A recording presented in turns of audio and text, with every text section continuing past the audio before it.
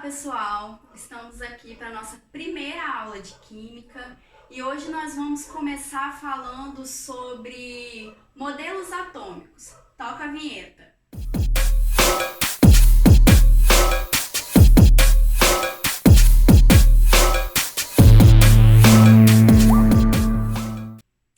Então vamos começar a aula de hoje, cujo tema vai ser modelos atômicos. Quando a gente fala de modelos atômicos, é primordial que a gente lembre de um pensador chamado Demócrito e junto com ele, vamos dizer assim, o seu discípulo, chamado Leucipo. O que eles pensaram sobre átomo? Eles foram as primeiras pessoas a pensar no que seria um átomo.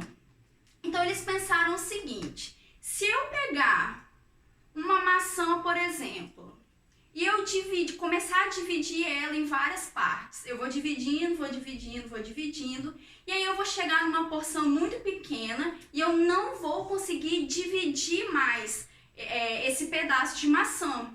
Então eles pensaram, então o átomo seria uma porção muito pequena e que ela é indivisível. Então eles deram o nome de átomo, que vem do grego, onde A seria não e tomo é divisível, então é uma partícula não divisível.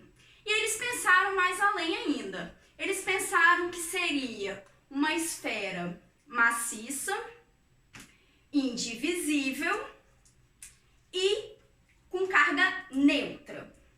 E aí, depois de muito tempo que eles pensaram nisso, veio um pesquisador, um cientista chamado Dalton. E ele foi o primeiro a oficializar o modelo atômico. E eu costumo dizer que ele meio que plagiou a ideia de Demócrito, Porque ele pensou na mesma coisa. Só que a única diferença era que Demócrito era um pensador e ele não fez experimentos para comprovar o que ele estava dizendo. E Dalton era um pesquisador e fez um experimento para comprovar aquilo que ele estava falando. Por isso que o dele foi o primeiro modelo. Então Dalton pensou também, olha, é uma esfera, é maciça, é de carga neutra, mesma coisa, de carga neutra e não é divisível. A única coisa que ele pensou além, vamos dar um crédito para Dalton também, gente? Que pode ser assim também, Ele copiou, mas ele teve uma ideia dele também. Que foi o quê? Se eu tenho, por exemplo, uma molécula de água, ela vai seguir esse padrão. Então, eu tenho 2 hidrogênios e 1 oxigênio. Se eu quiser dobrar isso, se eu quiser ter mais água, 2 águas, eu vou ter que dobrar. Então, eu vou ter que ter 4 hidrogênio e 2 oxigênio. Então essa foi a ideia dele. E aí essa teoria também ficou conhecida um pouquinho como a bola de bilhar, que é aquela de sinuca, por isso que eu desenhei aqui, porque seria uma coisa assim bem esférica mesmo e maciça. E aí depois, no século XIX também, depois de mais ou menos uns 100 anos, veio outro pesquisador chamado Thomson. Thomson, ele fez uma descoberta maneira, que aí ele já descobriu os elétrons, que são as cargas negativas. Pô, boa descoberta, O que mais que ele descobriu?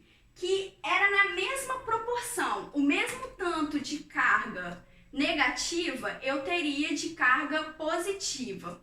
Vamos pensar assim num panetone, por exemplo. Eu tenho a massa e ali dentro eu tenho aquelas frutinhas, Então, o mesmo tanto que eu tenho de massa, eu vou ter dessas frutinhas. Por isso que o experimento dele foi chamado de pudim de passas. Não é muito comum aqui no Brasil, Porque talvez a gente nem conheça, mas seria melhor a gente imaginar um panetone, por exemplo.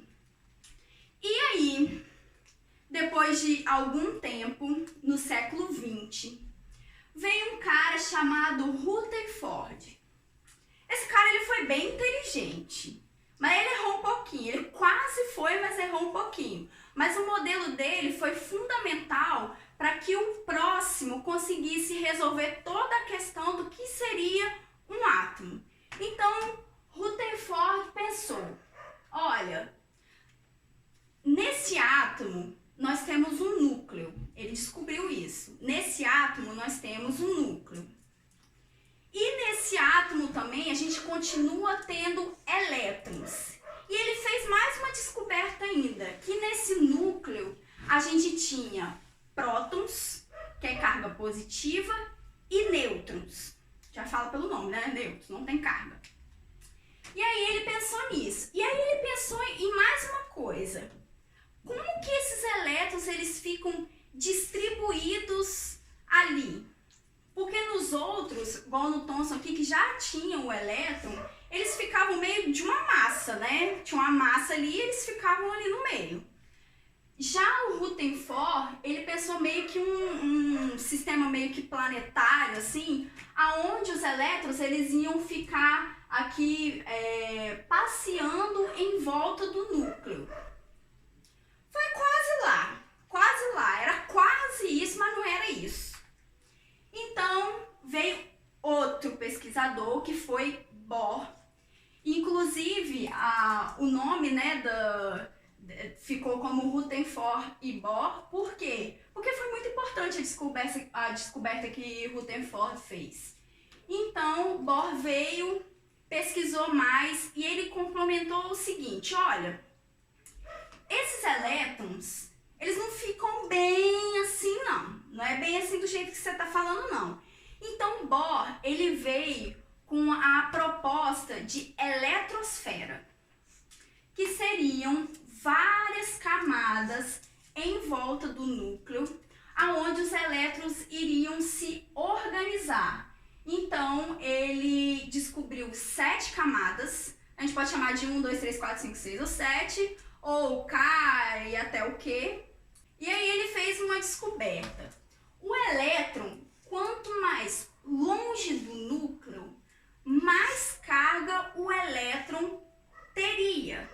E aí ele também seguiu a mesma proposta aqui de Rutherford aqui em cima, aonde o núcleo eu vou ter prótons, eu vou ter nêutrons, porém a grande descoberta dele foi a questão das eletrosferas, aonde os elétrons eles seriam organizados em camadas, em subníveis diferentes, aonde os elétrons eles só ficam nesses níveis.